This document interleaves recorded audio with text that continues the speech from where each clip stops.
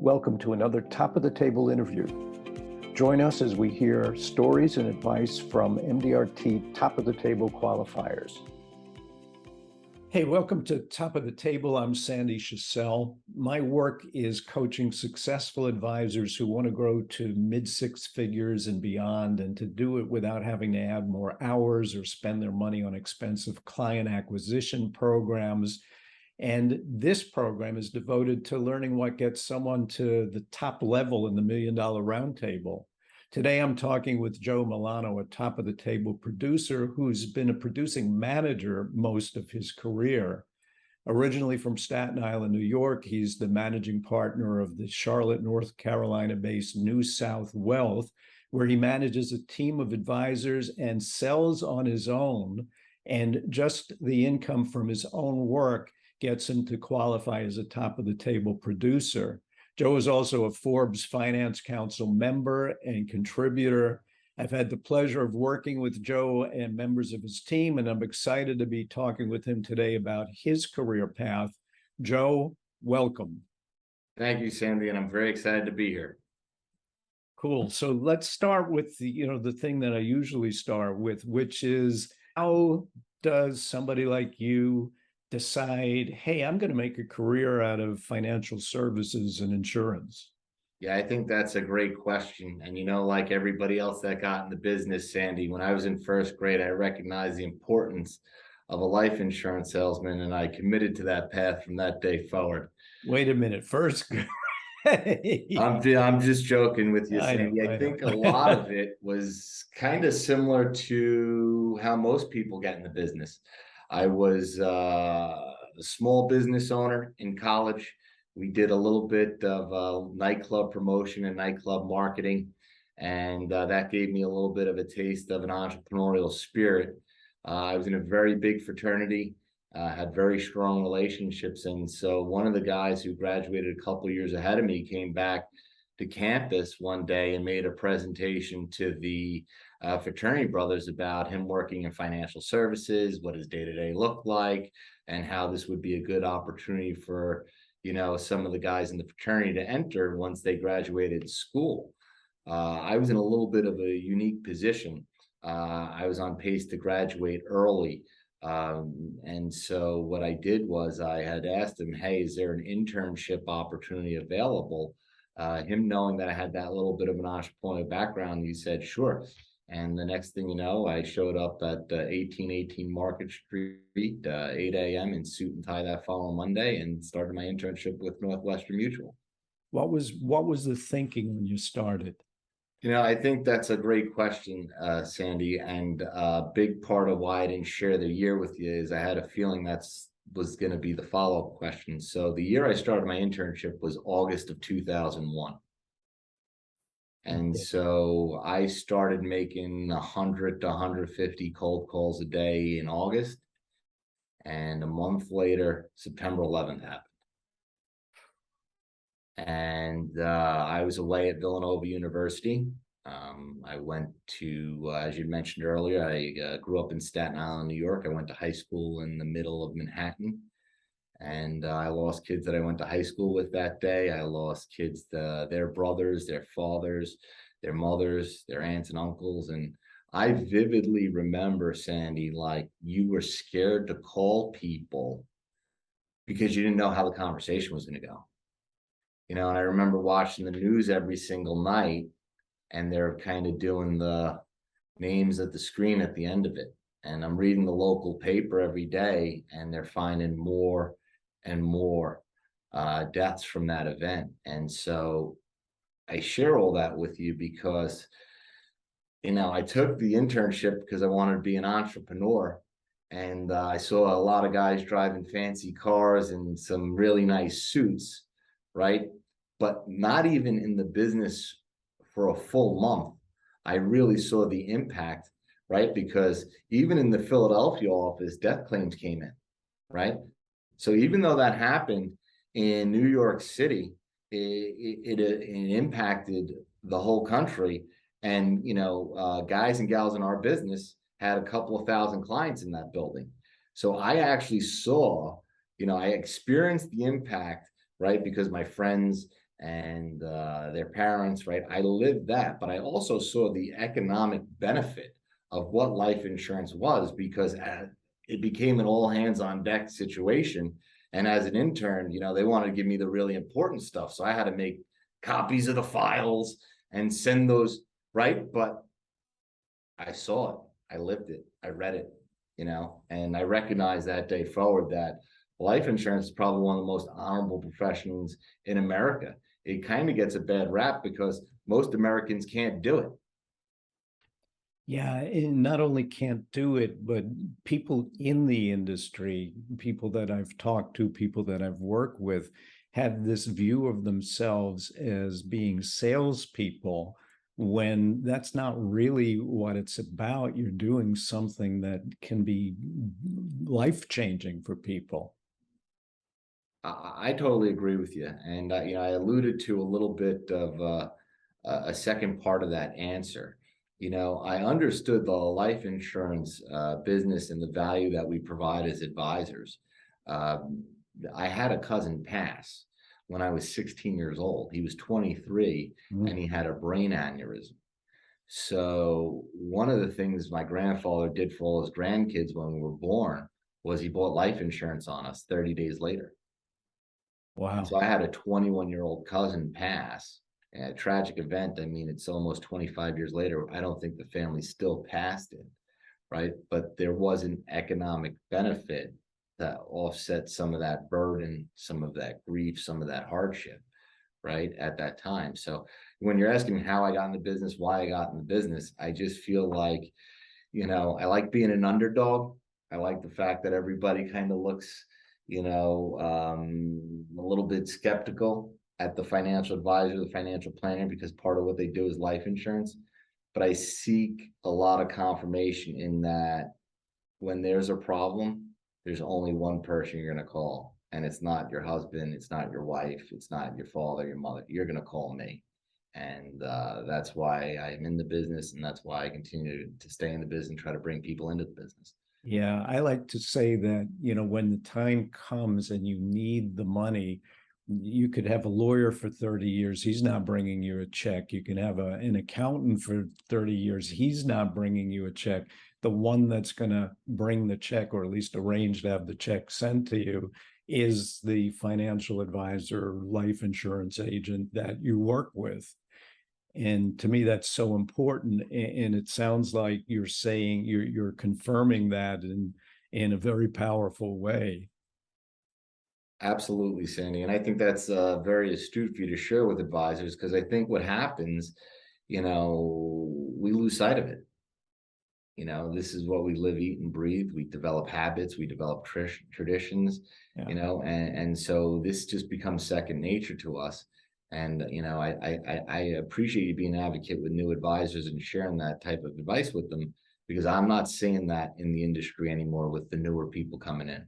Yeah, and it's not even new advisors. I'll talk to people who've been in the business for years and they still don't understand their value. And what I see is when I talk to someone like you who's made it to top of the table, you do understand the value. And that's a significant difference between the people who aren't making it and the people who are, is you look at it and say, look, I might be out there selling, but what I'm selling is something that people absolutely need. And they're not going to get it from anyone who's going to take the time to explain what they're really buying. And you've got that. And I can see that in the work that you do. So at some point you said, hey, look, I can do this business. I can go out and sell, and I can, make all those phone calls and get to see people and talk to people. But I think I want to be a manager. Tell me about that. That's a good question, Sandy. And, I don't know if you have days, but I'll do the best I can in a couple of All right. minutes here. So I've always been very passionate about the business. And what I recognize is we have a unique value prop. And so I was able to get to MDRT within like 24 calendar months. And what ended up happening is in the Northwestern Mutual system, after your first year, you become responsible for all of your expenses. And I was commuting to my office. So I was living in Staten Island. I was commuting to the office was in Summit, New Jersey. And I was doing some pretty good production. Like I said, it was MDRT. I was, 20 something years old. And I remember going to the managing partner at the time. And I was like, it cost me like $30 a day in tolls to come to the office, and it's at least a tank of gas back and forth. And so I was kind of laying my business presentation out there for him to allow me to have what was called the detached office. So I was thinking about just a lone wolf strategy, Sandy. And I've watched your podcast. I know you've had the types, right? So that was what I was visioning. I'm going to move to my hometown. I'm going to open up my office. I'm going to have a one person, 2-person administrative operation team, and set it and forget it. The rest is on cruise control. And so as I'm making the presentation, I could see his wheels started turning a little bit, So he gave me permission to go open the detached office. And the way I got into the detached office is I built a relationship with an accountant. He had some additional space. I moved in there. Well, my managing partner came out after 2 months, maybe 3 months, and he's like, I want to see the space. I want to talk to you. Hey, Joe, this was a great move. We're very excited. The business that you're doing is fantastic, but at the time, I'm thinking to myself, I added a lot more bills here that I wasn't paying attention. I didn't realize that, toilet paper and tissues and all this stuff was now my responsibility. You kind of lose sight of that when you're in the big general agency. So I made a kind of like a comment like, hey, Steve, is there anything I could do to maybe enhance my compensation outside of the traditional models? Because what I've learned, Sandy, being in business for 2 years at that point, is if you don't ask, you don't get. And him being a very astute Northwestern managing partner looked at me and said, well, funny you should ask. I have an idea. And I said, okay, let's see where this goes. He's like, if you can recruit people and get them on full-time contracts and get them to sell, I'll help offset some of your expenses. This is the best thing since ice cream. I just graduated college. I grew up in Staten Island. All my friends just graduated college. We're coming out of 9/11. We're coming out of the worst stock market ever, maybe not ever, but it was a bad one. And so I was like, how many people you want? He's like, you think you could get 2? I was like, sure. By that Friday, I had 2 people. Just jump right into it. All of a sudden, I'm a manager now. I went to my friends and I said, hey, look, I got a great opportunity. I'm going to show you how to do it. Now, at that time, training was very robust, Sandy. It's changed a lot. At that time, I think it was maybe like a 4 or 5 week training program. I said, guys, all you got to do is go to training for 5 weeks in New Jersey. You'll come to Staten Island. You'll work out of the office. I'll do all the training. Within 18 to 24 months, you follow the system, you have a 6-figure income. So the question was, how did I get into management? I took the entrepreneurial approach and tried to figure out revenue streams. The managing partner at the time recognized he appreciates revenue streams. Let me give him access to one. And that's how I ended up getting management. I would not have guessed that that's the way you got into management. It's like, well, it makes sense now that you got this office space. Let's hire some guys and have them work with you.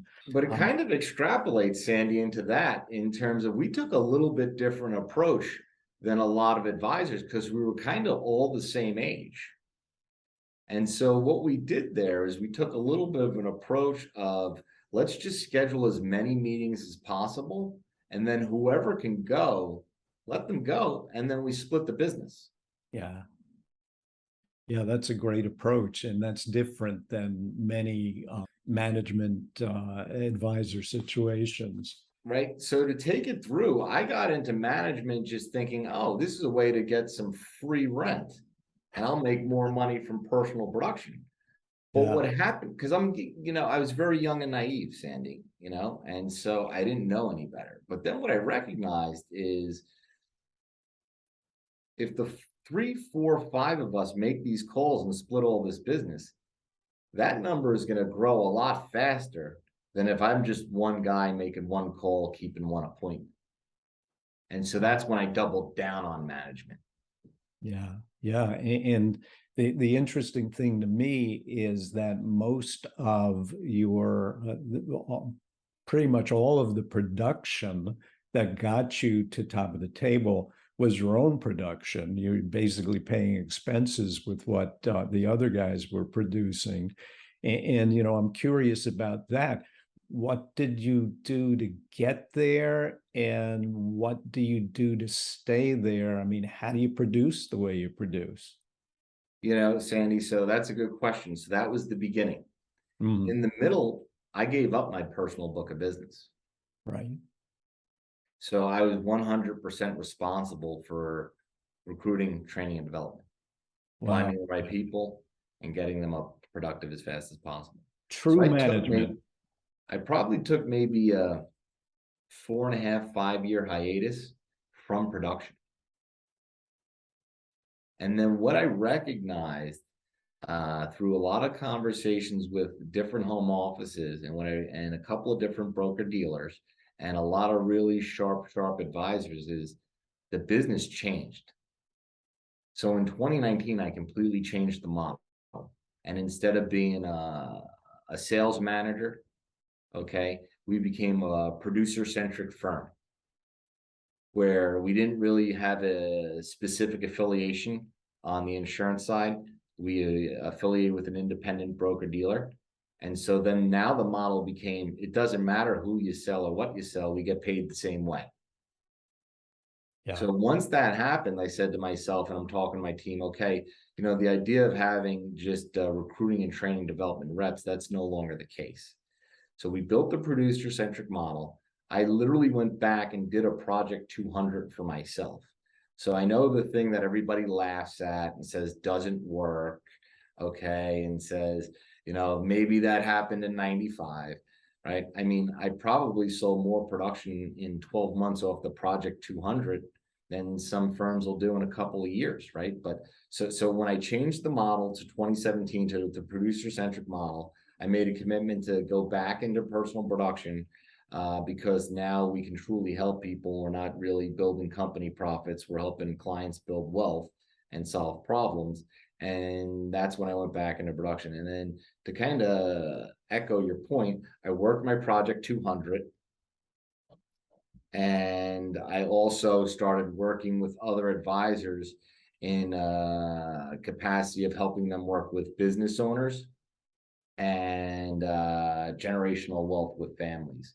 So I don't have a niche market, Sandy, right? Like if you came to me and said, hey, Joe, who do you call on? I wouldn't turn to you and say doctors. I wouldn't turn to you and say, XYZ technology company. I've really been a general practitioner for the last 20 years. What I've recognized, though, is that we get paid to solve problems. So I've spent a lot of time building skill sets and knowledge in the high net worth space and the business owner market, but I'm not exclusively in those markets. Yeah, I may want to talk to you more about that because most of the top of the table people that I've talked with do have a niche either in the kind of work they do or with the type of client they do. But before we even go there, you've mentioned Project 200 a couple of times, and I'm guessing there are a lot of people who are going to be watching this or listening to this that don't know what you mean. So let's fill in that gap first. Yeah, that's a good point. I didn't even think of that. So the Project 200, Sandy, and what I did is I really brought it down to the rawest form. I created an Excel spreadsheet. I created a names column. I created a numbers column. I created an email column. I created an occupation column, and I put the approximate income that I believe that they were at. Then what I did is I kind of recognized that I can kind of put them geographically because I live in Charlotte, North Carolina. I'm originally from Staten Island, New York. So I put them all geographically. And then I started making calls. Now, something that wasn't great for the world, but was kind of pretty good for my business was COVID. Because now instead of getting on a plane every month and going up to New York 3 to 4 times to do these meetings, I could do them all on Zoom. And so really COVID was really helped me transform my practice almost from that one meeting at a time to now almost 100% digital and virtual. Yeah, and a lot of good advisors figured out that this was actually a benefit to them. And to this day, even where you can meet with clients again, they're doing a lot of their stuff on Zoom because it makes sense. It's a much easier way to do business.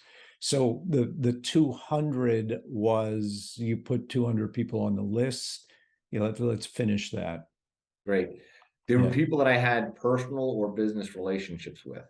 yeah, They were yeah. people that I knew I could pick up the phone with and have an immediate conversation. Yeah, I'm just asking you why it's called Project 200. And so that's why I started with them. And I'll tell Yeah. you the truth, Sandy, a lot of my initial calls didn't start with business.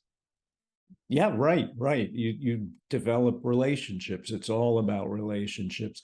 In the program that I do, the 90-day marketing tune-up, that's what we start with is how good is your relationship with the people that are already clients. And it's amazing that most advisors don't see that their relationships are not as good as they think they are. And that's what drives referrals, more business from them, more investment by them. They just don't see it. And so we go back and take a look and say, well, how really, if you have a top 20, how are you treating them? And it's just what you're talking about. You pick 200 people that are you're connected with, that know you, that are clients, and you just have conversations with them. And if it's been a year since you talked with them, so now you don't want to jump right into, hey, can I do more work with you? You want to get that relationship rolling again. So I hear you loud and clear. That makes perfect sense. So let's get back to the niche question. You don't have a niche and you'll help anybody you can. And for most advisors, that's the hard way to do it, not the easy way. But it sounds like as long as you're focused on the people that you've already worked with, it's pretty easy to keep that going. So this guy may be a plumber, and you talk to him and he refers you to somebody else who's in some other field, other construction field, and so on. And that sounds like what you're talking about. Yeah, I think one thing that allows me to do that, Sandy, is that I do have other advisors that I'm able to refer business back and forth with. Yep. And what I would encourage, eh, I've seen a little bit in the industry the last couple of years. Everybody's kind of circling the wagons. These are my prospects. These are my leads. Yeah, I need to keep 100% of the revenue, and I would encourage people to break that model. I mean, I probably come across 3, 4 deals a month that all I do is just give them to another advisor and let them work it. And then we follow the MDR2 rules of 520s. Yeah. Yeah. And that's great. That's like there's still a piece of you that's definitely a manager. You want to keep your people happy and that work. You're going along, you had jumped right into the MDRT, then you gave up your book, and then you're back in business as a producer. And all of a sudden you're hitting top of the table level. Was that a goal or did it just happen? That's a good question, Sandy. I mean, I think it's something that I had in the back of my mind, but maybe a little bit out of fear. Didn't want to put it down on paper Uh-huh. until I Yep. was really close and knew I was going to hit it. Yep. But I think, Sandy, I think that was a really good question. I think whenever you're dealing with achieving something like a top of the table you got to start with the end in mind. So I knew that I was going to get there. I just didn't realize how fast I was going to get there.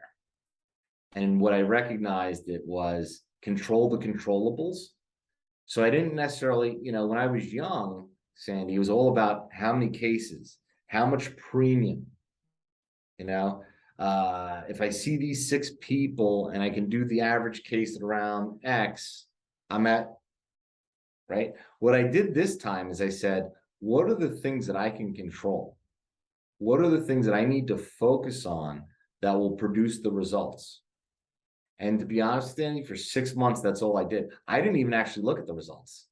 Yeah. I just picked up my head after 6 months, and I was like, I just did a year's worth of production in 6 months. In 6 months. Yeah, I tell people to set it and forget it, like that old Ronco commercial. Set the goal because you need to have a goal, but then do the things that are going to get you to the goal. It's all about the process goals, not the ultimate goal.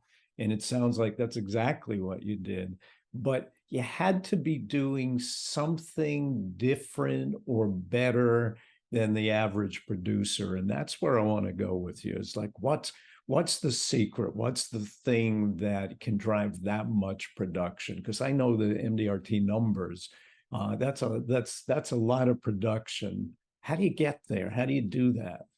Yeah, I just watched a podcast the other day, and I laughed because I'm going to be quoting Mike Tyson, which I never thought I would quote Mike Tyson for just philosophical purposes. I like Yogi Berra. Yeah. But what he said, Sandy, it answers your question and it gets it all right in one point. And he said, you know, discipline is doing something you don't want to do, like you love to do it. And if I had to boil down just that initial push to get the practice to a level where this was going to be consistent, it all just came back to discipline. Did I want to sit there and do my dialing hour? I mean, I was in the business over 20 years at that point, Sandy. Did I want to work like I did my first day on the job? No. Absolutely not. But I did. And then what happened was just by focusing on the things I can control, literally every night going through my calendar. Okay, I took one good quality fact finder. I had one good quality close. I got 2 good quality referrals, putting that in and booking it. Just going back to the fundamentals for 6 months. I laugh. Sometimes I'm like, I feel like I did more in that 6 months than I did my first 22 years. What's that look like in terms of quantity and quality of work? Yeah, I think that's an excellent clarifying question. And I think the other thing too, Sandy, is that um, we can create a lot of work in our business that is not income producing or results achieving. And you Yes. can literally go through a 12-month period of time, feel like you work 12 hours a day, look back and not have a tangible result. So what I did there is I came up with my daily kind of discipline. That's what I'm looking for. Yeah. I'm thinking back to some of my earlier days in the business, and I remember Harry Hoop is talking about having his 3 fixed daily commitments. And I didn't give Harry credit at the time while I was doing it, but now as I'm talking to you, a lot of that came from coming up with those 3 things. So I knew I had to do one good quality fact finder. I knew I had to have one good quality close, but more importantly, Sandy, I knew I had to schedule 2 meetings. If I scheduled 2 meetings every single day, that was my fact finder and my close. Now, when I first started in the business, my case size was a lot smaller. So I think if I was doing this when I was 21, I probably would have had to ratchet that up from what I just shared with you. But just doing one fact finder, one close, scheduling 2 appointments every day over 6 months. That's what it did. That's how I started. Yeah. I knew it was something like that because there's no magic. I mean, it's a job that you work. If you work it and do the right work, you're going to have better production. And it sounds like that's what you're saying. You were working with one of my advisors one time, and you kind of made a little bit of like a sidebar comment, but it was so profound in the moment, and I keep bringing it back to the guys. but you made something along the lines of like, guys, it all works. You just have to. Yeah, yeah. It's like people say, well, I don't ask for referrals that way anymore because it doesn't work. Well, yeah, it does. Or cold calling doesn't work. Yeah, it does. But what you want to find is the thing that works best. And if for you it was originally cold calling and then later working with clients to get introductions from those clients, that's what works best. And you just have to work it. But I don't. If someone says to me, "Well, I make cold calls and I do great," I don't try to change that. It's just that there are more effective things you can do, like having relationships with existing clients. I think the position that I was in, Sandy, when I made that decision, I probably had 24 people placing business through the firm in one way, shape, or form. I had people that had 10 minutes of experience, and I had guys that had 100 years of experience, and there was really no cohesion or connectivity.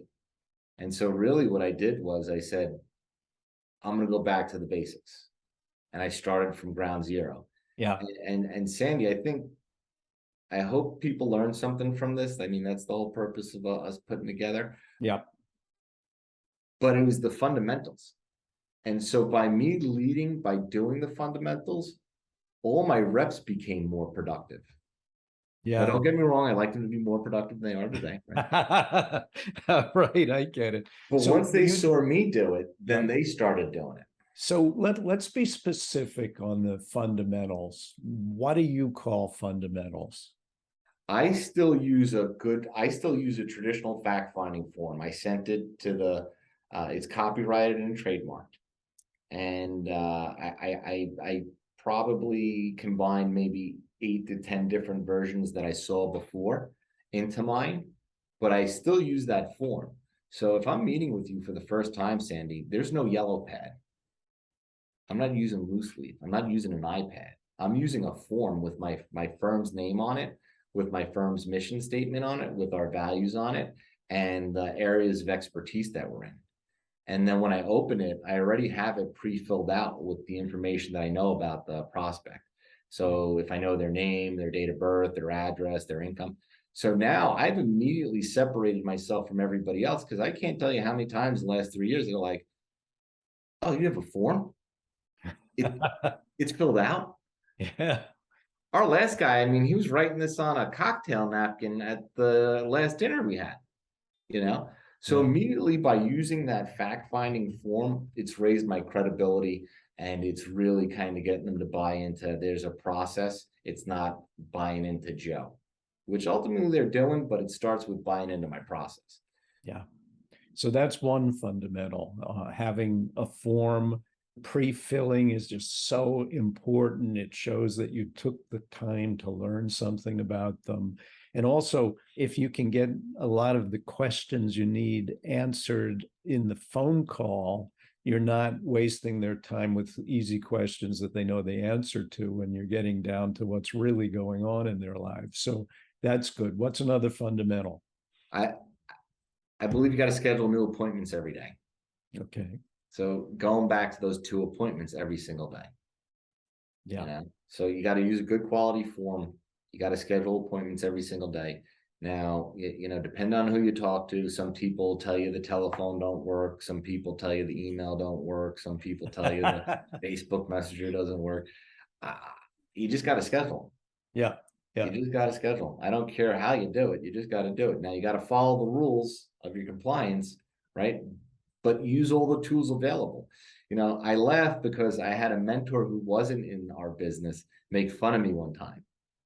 I said to him, he was a lot older than I was. I said, I hate technology. I'm terrible with it. And he looked at me and he was like, you're on Facebook, you're on LinkedIn, you write blogs, you do videos, you send emails a couple of hundred times a day, you use text message. He's like, I still use the phone. Yeah. I hate technology. You embrace technology. So I don't care what the medium is, Sandy. The key is you got to get back to those 2 a day. And anybody can 100% transform their business. It doesn't matter if they're making $10 million a year right now, or if they're struggling to pay their rent. If they just commit to those two a day, that will transform their business. The last thing, and this is a little bit more of a challenge, and I kind of combine them too, is I really make sure that I ask somebody to buy every day, but also in that meeting, I'm making sure that they're introducing me to somebody else. Yeah. And Yeah. I may be wrong in this approach. I know there's a lot of people, but my feeling is if you introduce me to one good person that's kind of like you, that's a win. Now, I have a goal of five. I want to get five out of everybody, but if I can get one person to introduce me to the next one, and I know that person's going to answer the phone, and I know they're going to at least give me an opportunity to see if I can help them, that was a win for me. Yeah. Yeah. And it grows your business. And it doesn't really matter how you do it. The advisors who are very uncomfortable with it, I have a system. There are other people who have systems that help them do it in a comfortable way. But in the end, you got to do it. It's just part of any business. And so that's really cool. And that makes sense. So I want to ask you a question that's from a different place. If you had to start over again, what would you do differently? I have started over again a couple of times. So which part? Well, would you continue doing management in addition to producing? Would you be just a producer and use what you know how to do now? What would be different? I think I probably would have got a little more proactive with Rogaine, Sandy. If I had to boil it down to one thing, it would have been that. There's But always implants in terms of the business, Sandy, I've been exclusively a producer.